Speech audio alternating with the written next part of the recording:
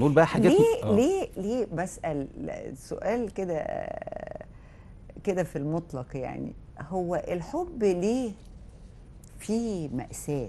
يعني هو ليه مش سموث كده؟ يعني ليه مش بيجي الحب كده بسلاسة ولطافة، وانك انت دايما بتقابل الحد الصح وهو ده اللي انت بتحبه وهو بيحبك وبتخلص الليلة على كده؟ ليه الفيلم العربي اللي بيحصل ده والقلبان؟ هل ده عشان في الاخر نعمل الشعر اللي انت ما بتقوله هو ده ونقعد نخلص المناديل الكلينكس كلها وكده، ولا ايه؟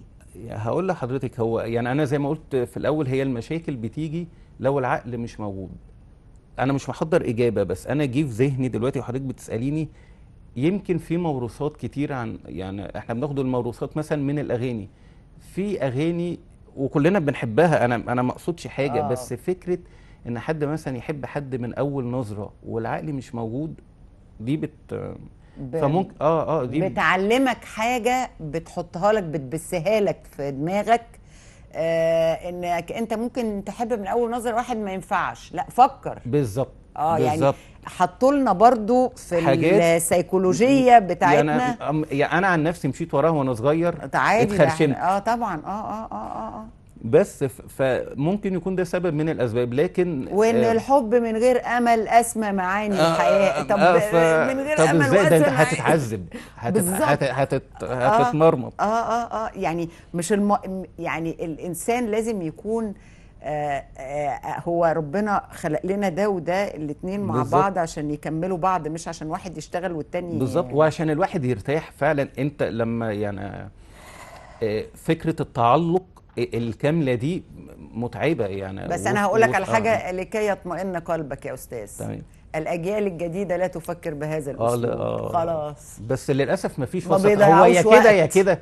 ما المفروض يبقى فيه بالانس يعني. بس انا هقول لك على حاجه، رغم تاثري جدا بمعنى الحب القديم بكل عيوبه ومميزاته وكل كده واحاسيسنا، بس صدقني عطل ناس كتير قوي في حياتها، ما عطلها. هو ده اللي خلاني فعلا اكتب في الجزئيه دي كتير جدا. يعني هو حب، بس لما صح. تلاقي ان اللي قدامك ده مش مناسب ما يجركش في ان انت بالظبط. تمرمط نفسك عشانه. بالظبط. وفكره ان انا كل دي حاجات يعني اتعلمتها، مش مولود عارفها يعني. فكره مثلا الحب، العطاء بلا مقابل، ما فيش الكلام ده. انا لو ما لقيتش مقابل انا هتعب. يعني زي ما بيتقال الحب يعني في الاتجاهين المفروض. لكن ممكن يكون مثلا حب الام لابنها لبنتها، حب من نوع خاص، لكن بين شخصين ما فيش حاجه اسمها كده. في حد يقول لك لا انا احبه ومش مستني منه حاجه، ما هو فيش في الكلام كده. ده. بالظبط.